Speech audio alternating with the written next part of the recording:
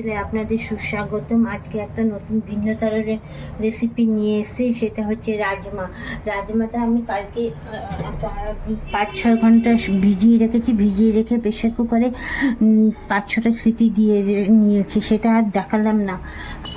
3 চামচের মতন তেল দেব।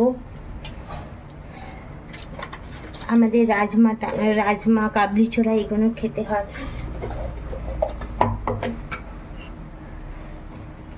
আদা আর হিং দিয়ে দিলাম।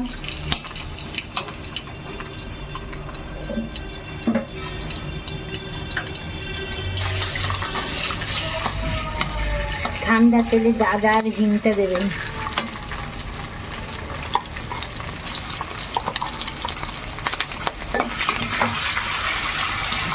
তেল খেয়ে একটু নুন দিয়ে দিলাম, তেলটা ঠিক আছে।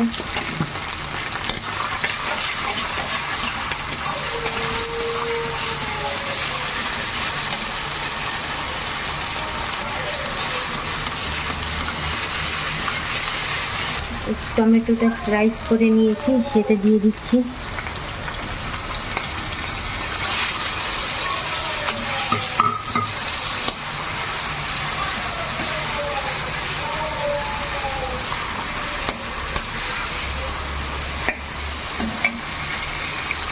জিরের গুঁড়ো 2 চামচ, জিরের গুঁড়ো,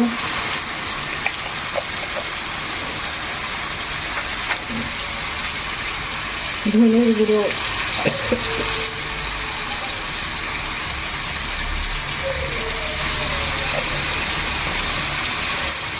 হলুদের গুঁড়ো। আপনারা কাশ্মীরি লঙ্কার গুঁড়ো দিতে পারেন, আমি কাশ্মীরি লঙ্কার গুঁড়ো দেবো না।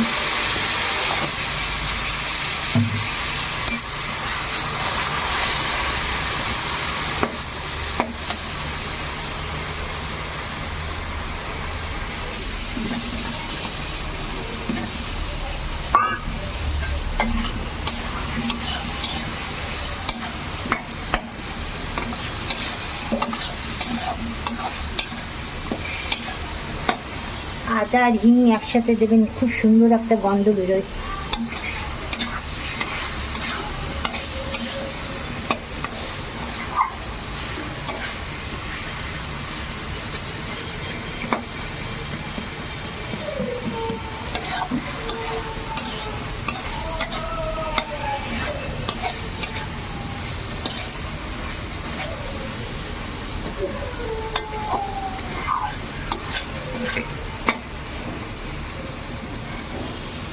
সিদ্ধ করে রেখেছি, সেই সিদ্ধ জলটা আমি ফেলে নিয়ে এটা আস্তে আস্তে করে মশলা কষানোর সময় দিয়ে দিচ্ছি।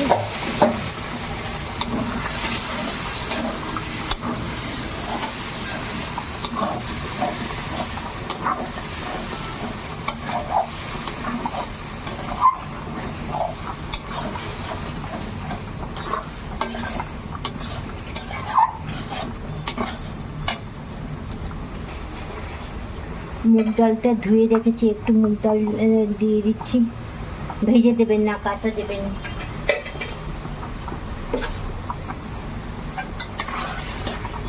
তাহলে যে রাজমাটা মাখা মাখা তরকারি রাজমা হবে, না তো ঝোল একদিকে তরকারি আর একদিকে হয়ে যাবে।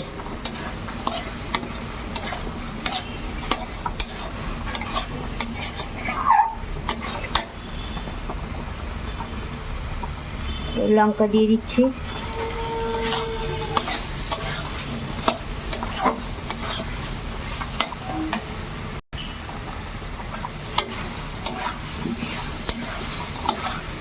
মশলা আর তেল আলাদা হয়ে গেছে, এই দেখুন মশলা আর তেল আলাদা হয়ে গেছে। এবার আমার মশলা কষানোটা হয়ে গেছে, আমি এবার রাজমাগুলো দিয়ে দেবো।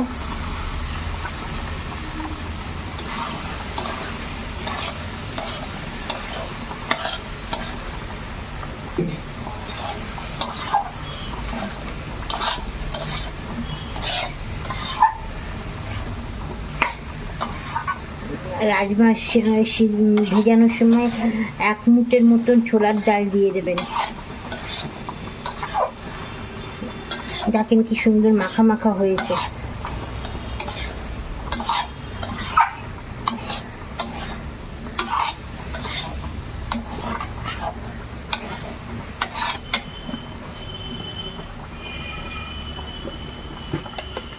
নুন দিয়ে দেবো একটু, আগে নুন দিয়েছি তেলের পরে, এখন সেই বুঝে নুনটা দেবো, তার নুন যাতে না হয়। দই ফেটিয়ে রেখেছি, নিজের হাতে দই করেছি, ভালো করে ফেটিয়ে দিয়েছি, সেই দইটা দিয়ে দেবো।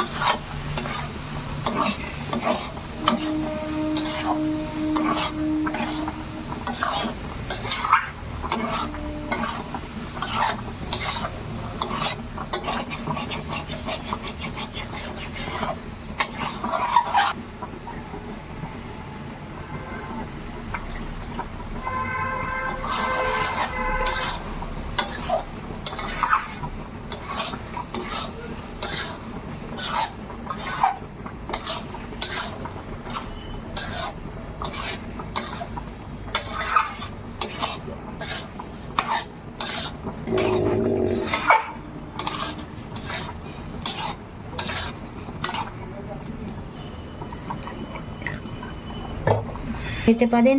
আমি গরম মশলা দিয়ে আপনাদের দাদা গরম মশলাটা পছন্দ করে না, সেই জন্য গরম মশলাটা আমি এড়িয়ে চলি। আমি সেই জন্য একটু হিং আর আদা ফোড়ন দিয়ে করলাম। এইবার রাজমা সিদ্ধ জলটা আমি দিয়ে দিচ্ছি।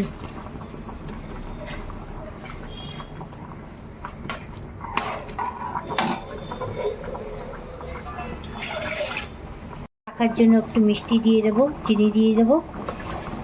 আমরা তরকারিতে একটু মিষ্টি মিষ্টি খাই, আপনাদের মতন আপনি মিষ্টি দেবেন। এবার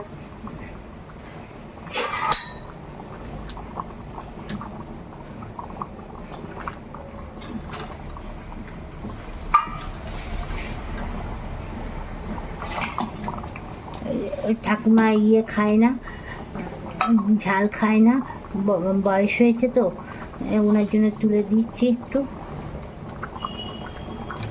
এবার লঙ্কা গুঁড়ো প্রতিদিনের ন্যায় এরকম লঙ্কা গুঁড়ো ঘষে দেবেন।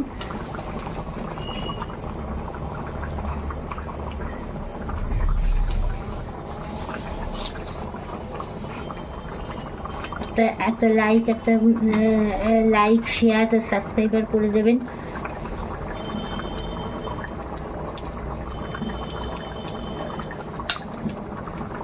তরকারিটা দেখুন, আপনারা যদি আরও মাখা মাখা খেতে চান, আরও মাখা মাখা করবেন। লুচি, পরোটা, ভাতের সাথে খেতে খুবই ভালো লাগে, দুর্দান্ত একটা রেসিপি। ভালো থাকবেন, সুস্থ থাকবেন।